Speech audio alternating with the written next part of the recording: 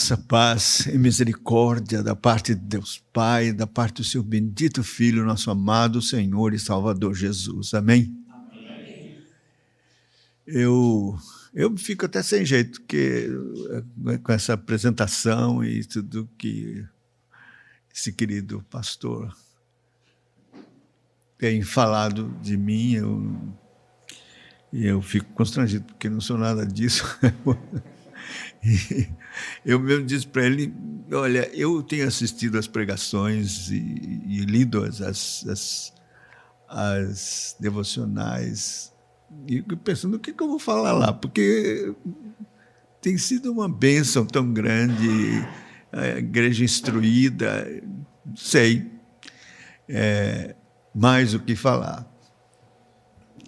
Deus tem abençoado os irmãos com esse servo do Senhor tão fiel. Eu louvo a Deus pela sua vida e como velho já decrépito, declinando, eu fico tão consolado de ver que Deus tem levantado jovens assim, tão fiéis, amando a Cristo, amando a palavra, e que tem esperança, né, para a igreja do Senhor. Ele é assim, é Deus quem cuida da igreja. Então, louvado seja Deus na vida do pastor Alberto, e graças a Deus por essa igreja. Louvado seja o nome do Senhor por tudo isso. Bom, meus irmãos, tratar sobre a piedade, a questão da vida cristã que Deus quer,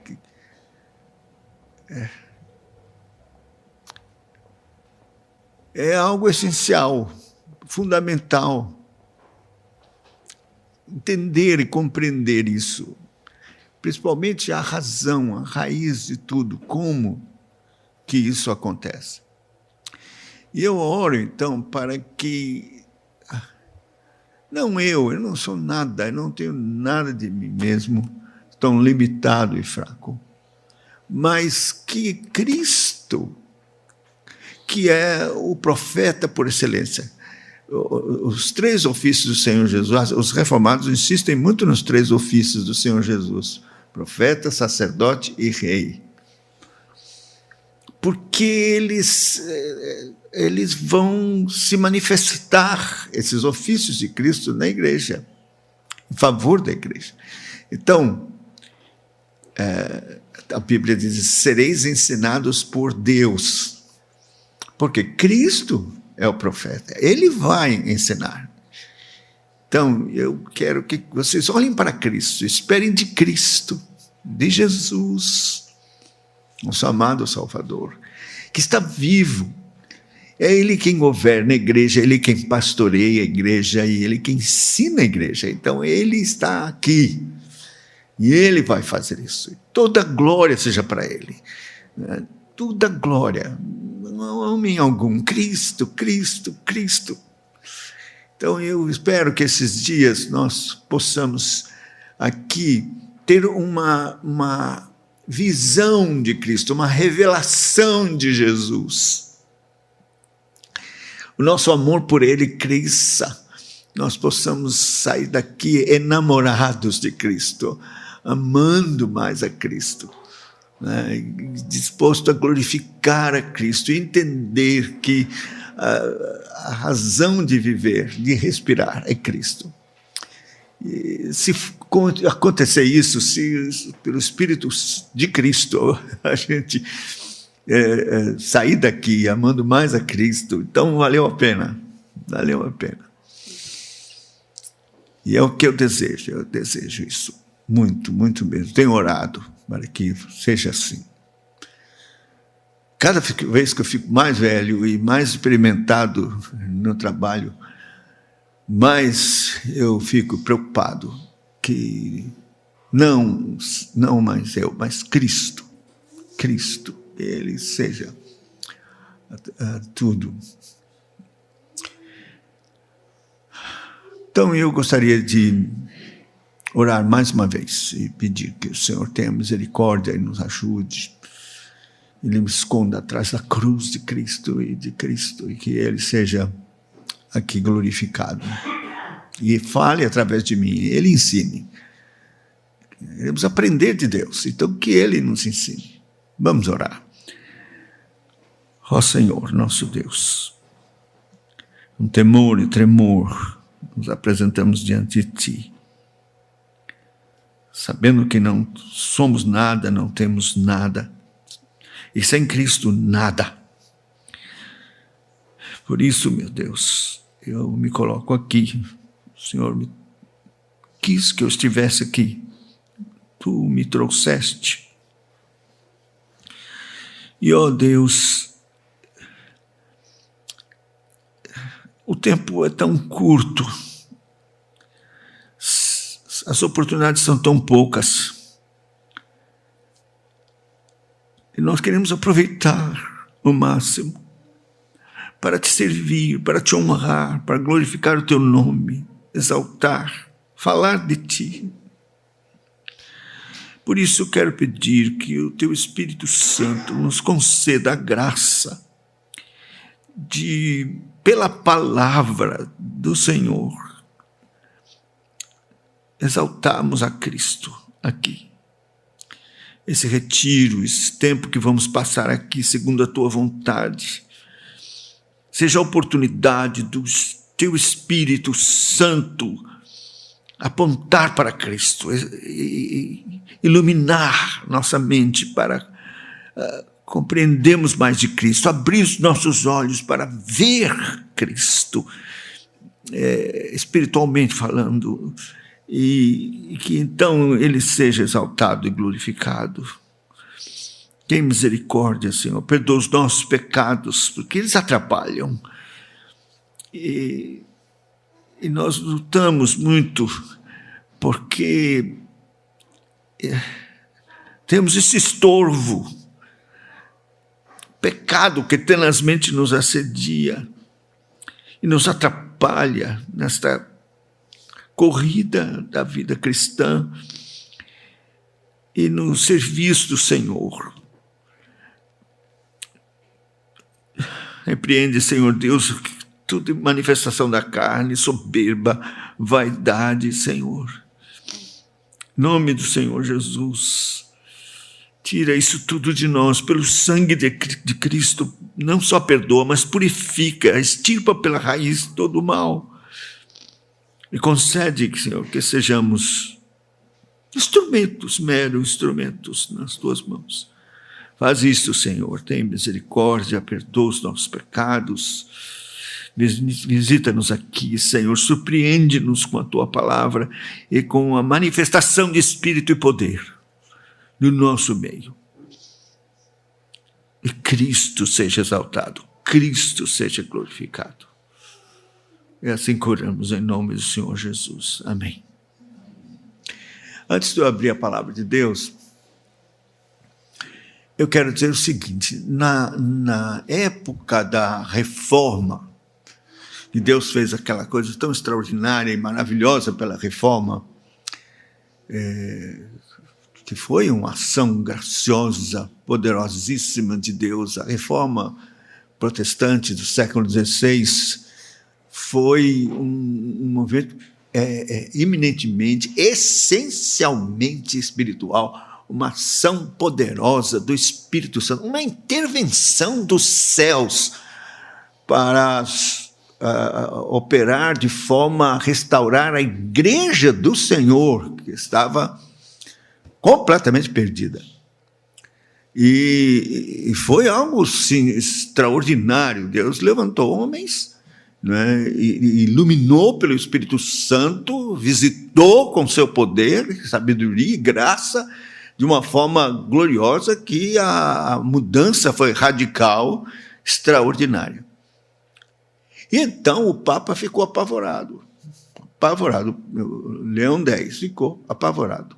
O crescimento do movimento protestante, né, e como um rastilho de pólvora, incendiou a Europa toda. Foi algo assim extraordinário, um amor pela palavra, o interesse pela palavra. Cristo sendo pregado, e uma coisa extraordinária.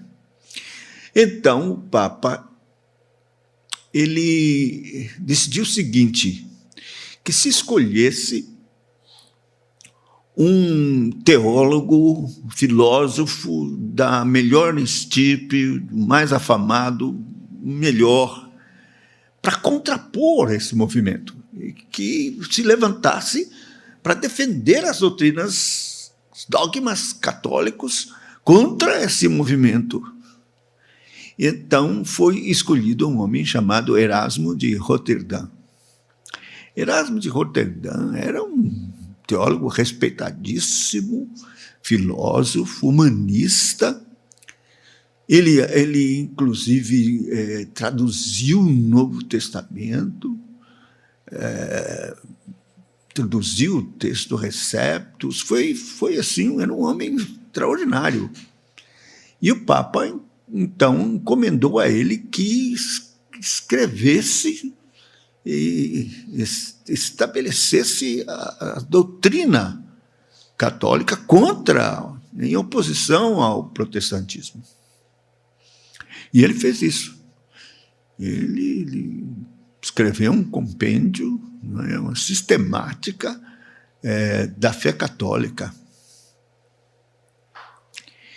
E, essencialmente, falando da piedade, do que era a vida cristã, ele ensinava assim, que o indivíduo pagão, sem Deus, né,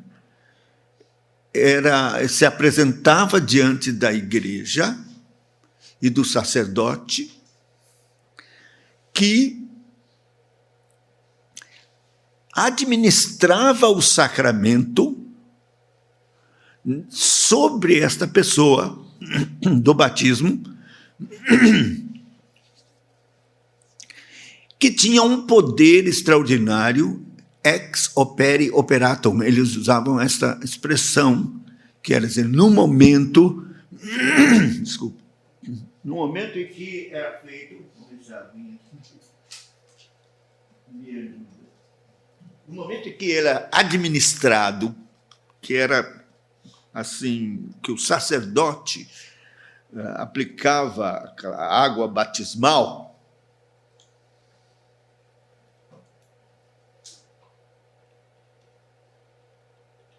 é isso que é ex opere operatum. No momento, a graça era infundida no coração desse pagão pecador.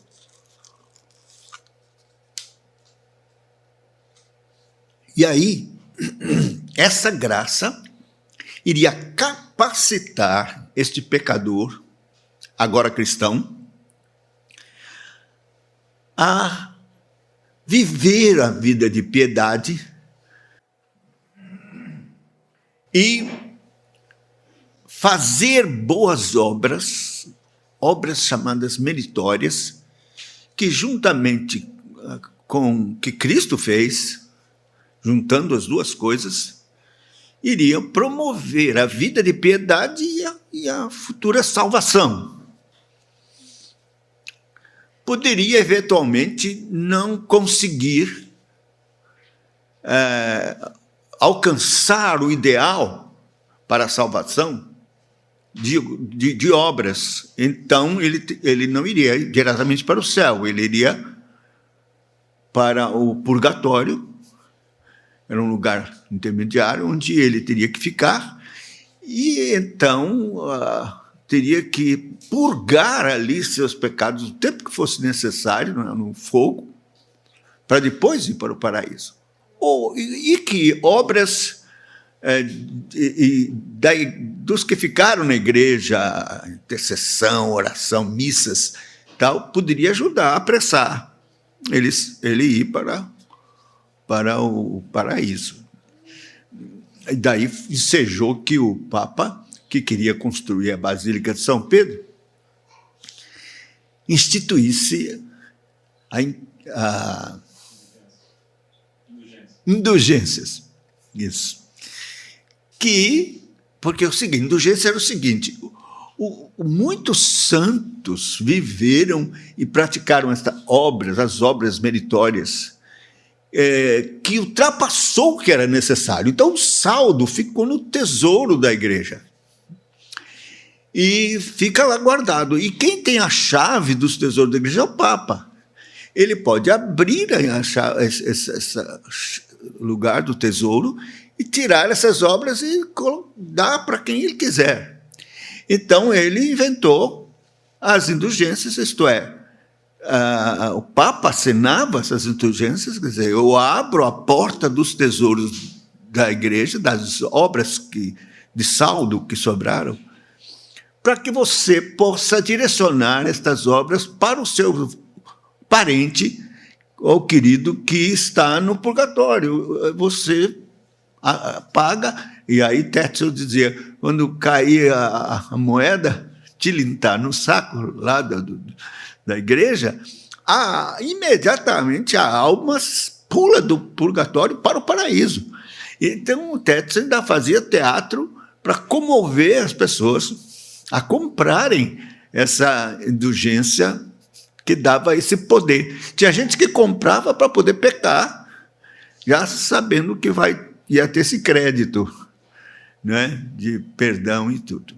Bom, esses são os desdobramentos desse fundamento que esse grande humanista, teólogo, estabeleceu. A graça infusa, juntamente com os seus, iria capacitar você a fazer boas obras e viver a vida de piedade.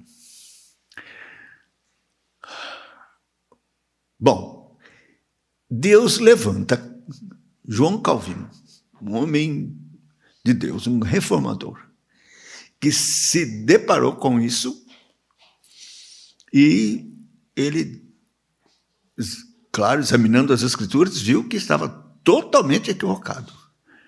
E então ele estabelece a doutrina do que é chamada a nossa união com Cristo. Ele disse, não é assim. Como é?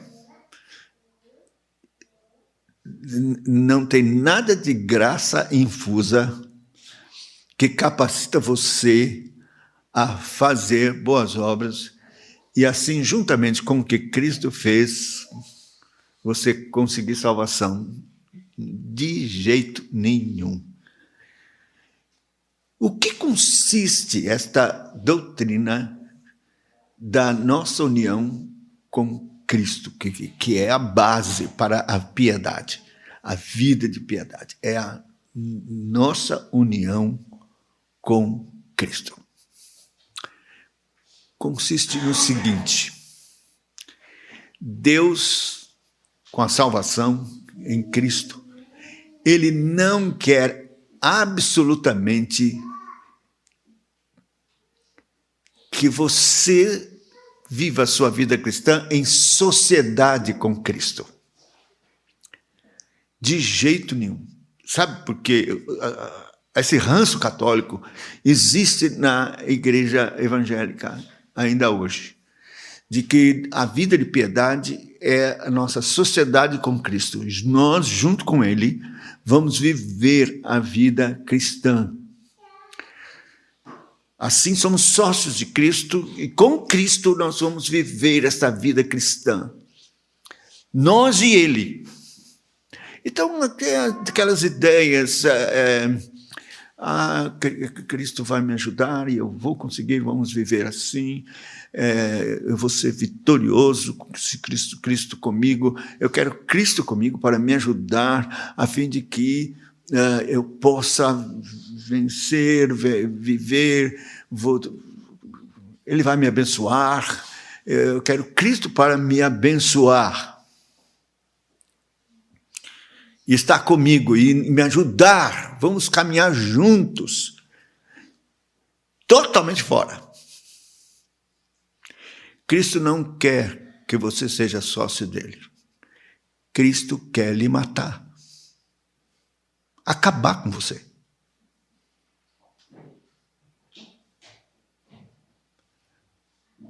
Não existe vida cristã com você vivo. Não existe.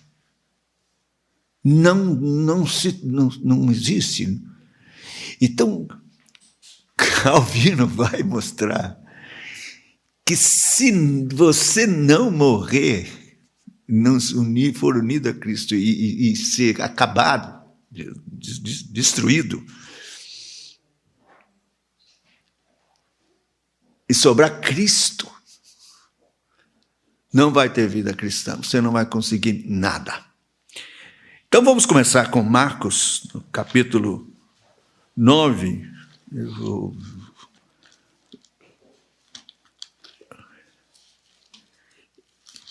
Se a gente compreender esta base, aí vamos entender, vamos alcançar a vitória. Muitos crentes não estão alcançando vitória, porque não entenderam a proposta do Evangelho. 9, começando Marcos 9, começando no verso de número 23. Olha aqui que está escrito.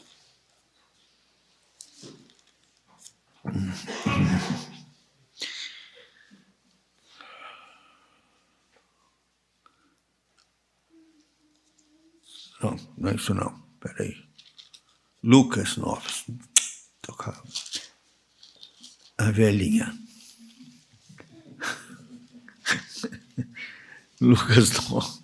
Lucas 9, 23, não marco nada. É, Senhor, me ajuda a gente. Dizia a todos: se alguém quer vir após mim, negue-se dia a dia, tome a sua cruz e siga-me. Pois quem quiser salvar a sua vida, perdê-la-á. Quem perder a vida por minha causa, esse a salvará. Que aproveita o homem ganhar o mundo inteiro, se vier a perder-se ou a causar dano a si mesmo? Qualquer que de mim e das minhas palavras se envergonhar, dele se envergonhará o Filho do Homem, quando vier na sua glória, na glória do Pai e dos seus santos anjos. Aí, veja, se alguém quer vir após mim, negue-se a si mesmo, dia a dia tome a sua cruz. Eu sei que muita gente, quando pensa nesse versículo, pensa, tomar a cruz é que a vida cristã tem sofrimentos. Minha cruz é meu marido que não é crente, minha cruz é um filho que eu tenho doente, excepcional, minha cruz é problemas. Temos que carregar a cruz. Sim, cruz, de fato, é sofrimento. Mas aqui o contexto não é de sofrimento, o contexto é de morte. Veja, ele diz, pois quem quiser salvar sua vida, perdê-la-á, é perder a vida. Tomar a cruz é perder a vida, é morrer. É morrer. Então, Jesus está dizendo que não há como segui-lo sem negar-se a si mesmo e morrer, perder a vida. Mas a igreja cristã não entendeu isso. Aliás, não quer saber disso, porque morrer dói. É duro morrer. Nós não queremos morrer. Então as pessoas querem seguir a Cristo com os seus planos, seus projetos, seus ideais, e quer a ajuda dele, quer caminhar com ele, mas não quer morrer. Mas Jesus está mostrando, se alguém quiser vir após mim, quer dizer, a proposta de vida cristã só é possível através da morte. Não existe outra proposta. Deus não aceita outra coisa, porque não é possível. Não tem nada de graça infusa para capacitar você e Cristo seguirem juntos. Nada disso.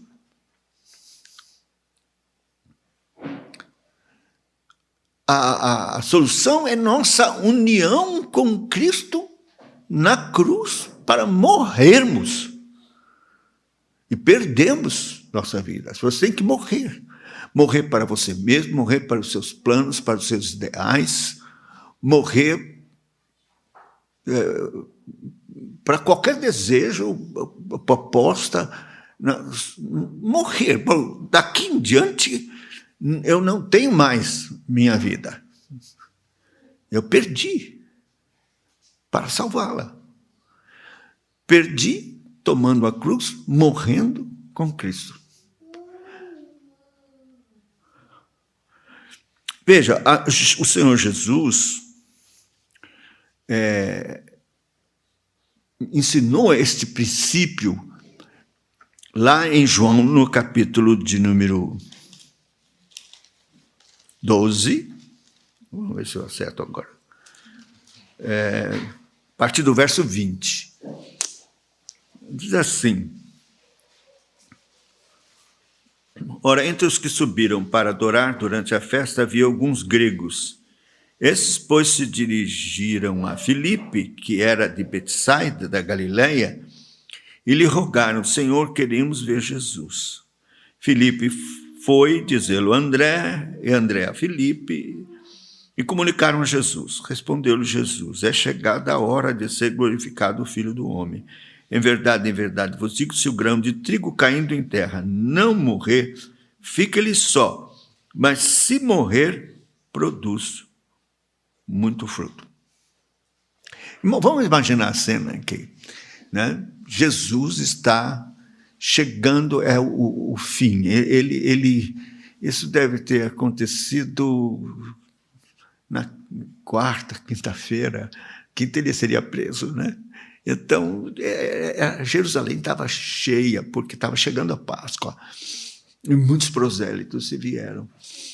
Então, um grupo de gregos prosélitos veio para adorar, para participar da festa. E aí, aqui o texto diz que eles procuraram porque queriam conversar com Jesus. Aí eles chamam Filipe. Filipe era um moço, nós queríamos falar com o mestre, com Jesus. Você aí parece ser um discípulo dele. Vê aí como a gente pode encontrá-lo. Aí Filipe disse: mestre, está ali falando ali, está ocupado. Chamou André e disse: André, o que a gente faz? Esse grupo de grego quer ver o Senhor. Aí eles vão lá falar com o mestre. O que ele vai dizer? Aí chegaram para o Senhor e disse: olha, tem um grupo de grego que quer falar com o Senhor. Aí Jesus dá uma resposta estranhíssima, né? Jesus diz assim: é chegada a hora de ser glorificado o Filho do Homem. Em verdade, vos digo, se o grão de trigo caindo em terra não morrer, fica ele só. Mas se morrer, dá muito fruto. Eu não sei, mas eu acho que Filipe olhou para André para Filipe. Que é isso? Aí imagina eles voltando lá para os gregos, dizendo: olha, o mestre diz assim: é chegada a hora do Filho do Homem ser glorificado, se o grão de terra caindo. Os gregos também não entenderam nada. Mas então, por que Jesus disse isso? Então, os estudiosos da palavra de Deus ensinam o seguinte: estes gregos prosélitos moravam na Grécia, vieram para adorar, e quando chegaram, eles ouviram na boca pequena do povo: está aí um mestre maravilhoso chamado Jesus, que fala com autoridade, não fala como os escribas e fariseus, mas com autoridade. E não só, mas realiza sinais, prodígios, cura cegos, aleijados, expulsa demônios e ressuscita mortos. Tem um tal de Lázaro que está aí, está no meio do povo aí, ressuscitadinho. Mas as autoridades não aceitam de jeito nenhum e já estão planejando tirar-lhe a vida, matá-lo. Então os gregos pensaram: vamos falar com ele e fazer uma proposta para ele vir conosco para a Grécia, ser nosso rabino. Nós vamos dar tudo para ele e vamos livrá-lo da morte. E era essa a proposta. Agora a gente entende a resposta. Jesus sabia, não precisava falar com grego nenhum, Jesus sabia qual era a proposta deles. E disse: é chegada a hora de ser glorificado o Filho do Homem. Em verdade vos digo, se o grão de trigo caindo na terra não morrer, fica ali só, mas se morrer, produz muito fruto. Tenho que morrer, para que muitos morram. Morram e produzam fruto. O fruto é a vida que Deus tem, cristã, maravilhosa, de piedade, de santidade. Vida nova, que nasce da morte. Então, era necessário, isto é um princípio. Como podemos imaginar viver qualquer tipo de vida cristã sem esse princípio? Sem morte? Não dá. E está assim de crente e a igreja tentando viver uma vida cristã sem morte. Nunca morreram. Estão vivinhos da Silva. Na igreja, tentando viver vida cristã com Cristo. Não existe. E foi isso aí que de fato o apóstolo Paulo entendeu. Se você abrir Romanos capítulo 6, você vai ver a explicação. Na verdade, esse capítulo 6 é um mecanismo, é a explicação do que é novo nascimento. Qual a base do novo nascimento? É Romanos 6. Aqui está a explicação de como o Espírito Santo opera este novo nascimento. E como é que ele não nos mata? Está aqui, Romanos 6. Que diremos, pois? Permaneceremos no pecado para que seja graça mais abundante? De modo nenhum. Como viveremos ainda no pecado, nós os que para ele morremos? Ou porventura ignorais que todos nós que fomos batizados em Cristo Jesus, fomos batizados na sua morte? Fomos, pois, sepultados com ele na morte pelo batismo, para que, como Cristo foi ressuscitado dentre os mortos pela glória do Pai, assim também andemos nós em novidade de vida. Porque se formos unidos com ele na semelhança da sua morte, certamente o seremos também na semelhança da sua ressurreição. Sabendo isto, que foi Cristo crucificado com ele, sabendo isso, que foi crucificado com ele o nosso velho homem, para que o corpo do pecado seja destruído e não sirvamos o pecado como escravos. Porquanto quem morreu está justificado do pecado. Ora, se já morremos com Cristo, cremos que também com ele viveremos. Sabedores de que, havendo Cristo ressuscitado dentre os mortos, já não morre, a morte já não tem domínio sobre ele, pois quanto a ter morrido de uma vez, para sempre morreu para o pecado, mas quanto a viver, vive para Deus. Assim também vós, considerai-vos mortos para o pecado, mas vivos para Deus, em Cristo Jesus. Não reine, portanto, o pecado em vosso corpo mortal, de maneira que obedeçais às suas paixões. Nem ofereçais cada um os membros do seu corpo ao pecado, como instrumentos de iniquidade, mas oferecei-vos a Deus como ressurretos entre os mortos, e os vossos membros a Deus como instrumento de justiça. Porque o pecado não terá domínio sobre vós, pois não estáis debaixo da lei, sim da graça. Está vendo? Aqui está o mecanismo. E não é exterior. Por exemplo, os irmãos batistas entendem assim, bom, o batismo tem que ser, a pessoa morre, aí ressuscita. Como se, fosse uma encenação de algo que estaria acontecendo ali. Bom, e não pode ser, porque seria ex opere operato. Então, a pessoa morre ali e ressuscita ali. Não, isto é algo que acontece no coração, pelo Espírito Santo. Esse é o batismo do Espírito Santo. Nos batiza assim, nos unindo com Cristo lá na cruz, a sua morte de cruz, sepultamento e ressurreição. É algo que acontece no coração, que o Espírito Santo faz. Então, quando você é batizado, você está fazendo na verdade, uma confirmação de algo que já teria acontecido no seu coração pelo Espírito Santo. É por isso que nós entendemos que o batismo fala da nossa união com Cristo. Você foi unido a Cristo na sua morte e na sua ressurreição. E isso aconteceu no coração. Tem que ter acontecido no seu coração, pelo Espírito Santo. E aí, então, você não é algo místico, é algo compreensível. Você compreende, então, entende que está morto. Você não vive mais para você. O que está escrito em Gálatas, no capítulo 2, o apóstolo Paulo nos dá a entender isso. A partir do verso 18, diz assim, Gálatas, até o verso de número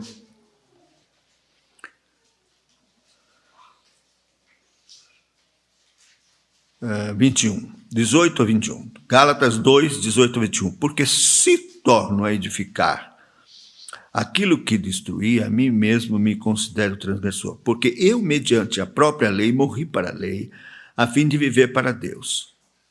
Estou crucificado com Cristo. Logo, já não sou eu quem vive, mas Cristo vive em mim. E esse viver que agora tenho na carne, vivo pela fé no Filho de Deus, que me amou e a si mesmo se entregou por mim. Não anulou a graça de Deus, pois se a justiça é mediante a lei, segue-se que Cristo morreu em vão. Veja, estou crucificado com Cristo. Esta é a frase importante aqui. Morri, crucificado com Cristo. O Espírito Santo me levou ao Calvário e me uniu a Cristo na sua morte. Vida cristã começa assim, morrendo com Cristo na cruz. Sepultado com Ele e ressuscitado com Ele.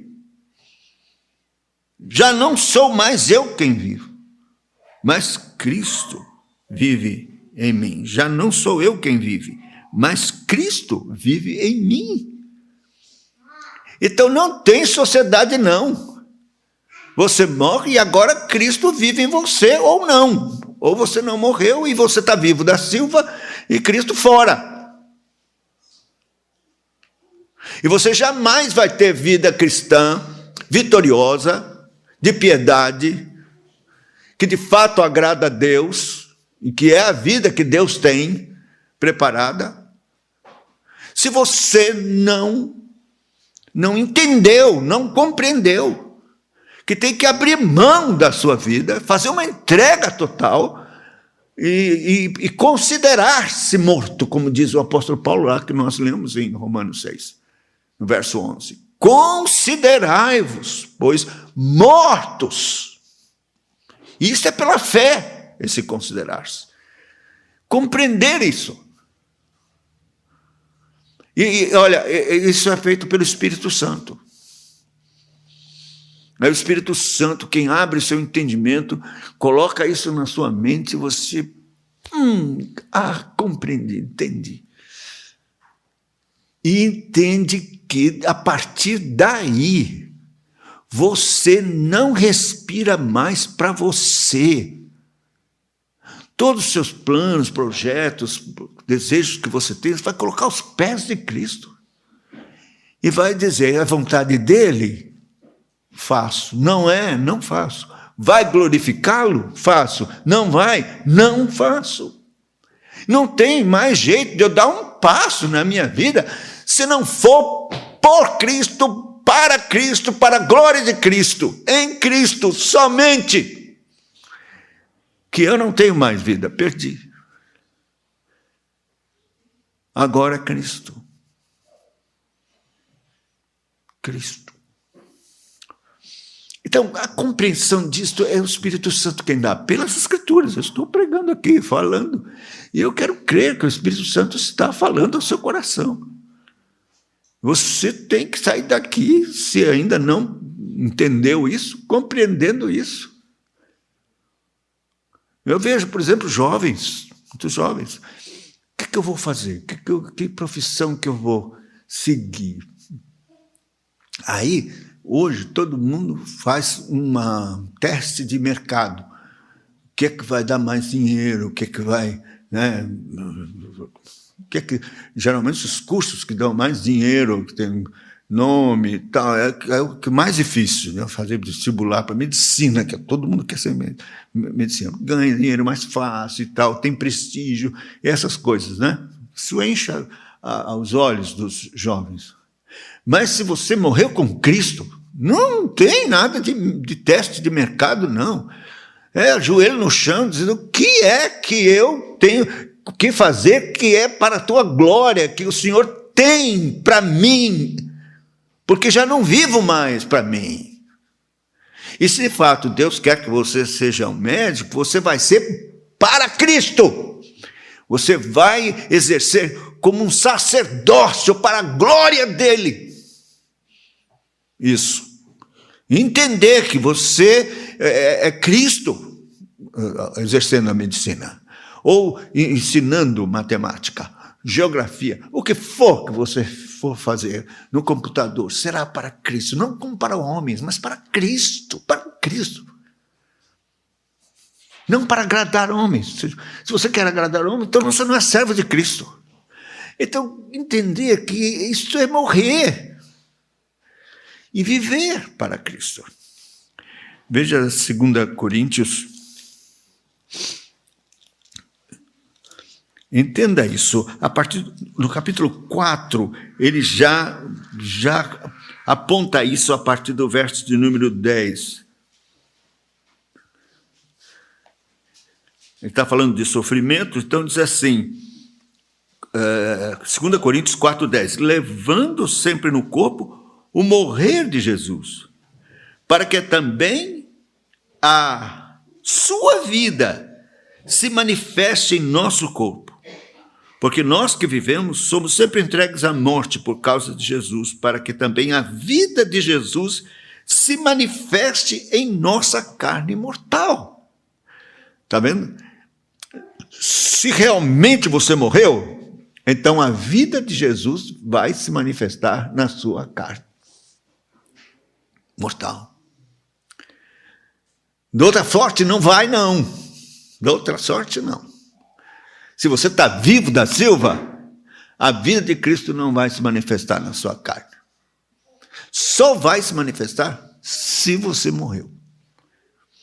Levando sempre no corpo o morrer de Jesus, para que também a sua vida se manifeste em nosso corpo. É isso que quer dizer, já não sou eu mais quem vivo, mas Cristo vive.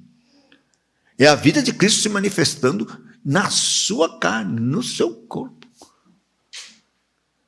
Olha, o projeto de Deus é que todos sejamos cristinhos. A gente fala, não, eu sou cristão, mas na verdade é que somos cristinhos, nós somos cristos, pequenos cristos. Cristos. Esse é o projeto de Deus, da predestinação. Nós vamos voltar aqui, bota o dedo porque ainda tem que terminar aqui, mas só para você ver em Romanos no capítulo 8, versículo 29, que você deve conhecer bem, diz assim, portanto, aos que de antemão conheceu, também os predestinou para serem conformes à imagem de seu Filho, a fim de que ele seja o primogênito entre muitos irmãos. Esse é o projeto da predestinação, que você seja como Cristo, pequenos cristos, Cristos andando. Não é você e Cristo, é Cristo manifestando-se na sua carne. Você morreu, Cristo. É coisa extraordinária. Isso é um mistério. Erasmo estava por fora. Como estão todos os... Até hoje o catolicismo pensa nisso aí. E muitos crentes com ranço católico também querendo Cristo ajudando com uma graça. Conversão é uma graça infusa que vai fazer você viver a vida de piedade por suas obras, com a ajuda de Cristo. Nada disso. Você tem que morrer para que Cristo se manifeste na sua carne mortal. Agora, voltando lá em 2 Coríntios, veja o capítulo 5, versículo 14. 2 Coríntios 5, 14. Pois o amor de Cristo nos constrange, julgando nós isto: um morreu por todos, logo todos morreram. E ele morreu por todos, para que os que vivem não vivam mais para si mesmos, mas para aquele que por eles morreu e ressuscitou. Está vendo? Eu vou ler de novo. Pois o amor de Cristo nos constrange, julgando nós isto: um morreu por todos, logo todos morreram.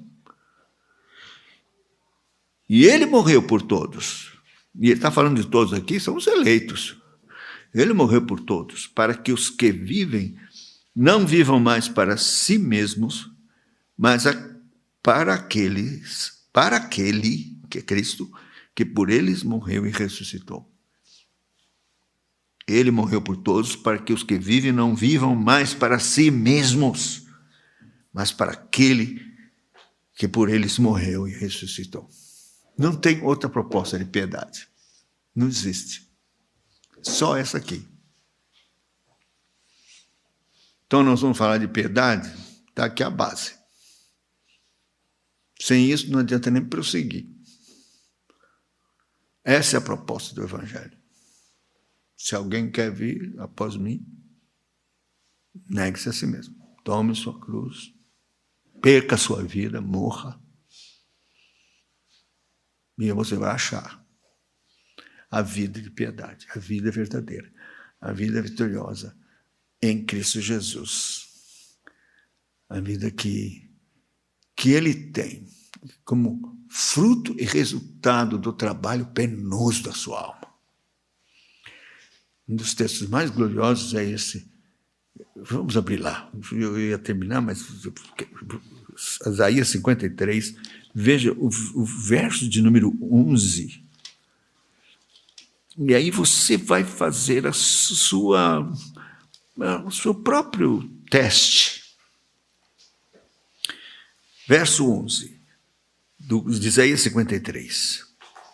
Ele verá o fruto do penoso trabalho da sua alma, que é a morte, né? E ficará satisfeito. Veja, ele verá o fruto, que é a vida cristã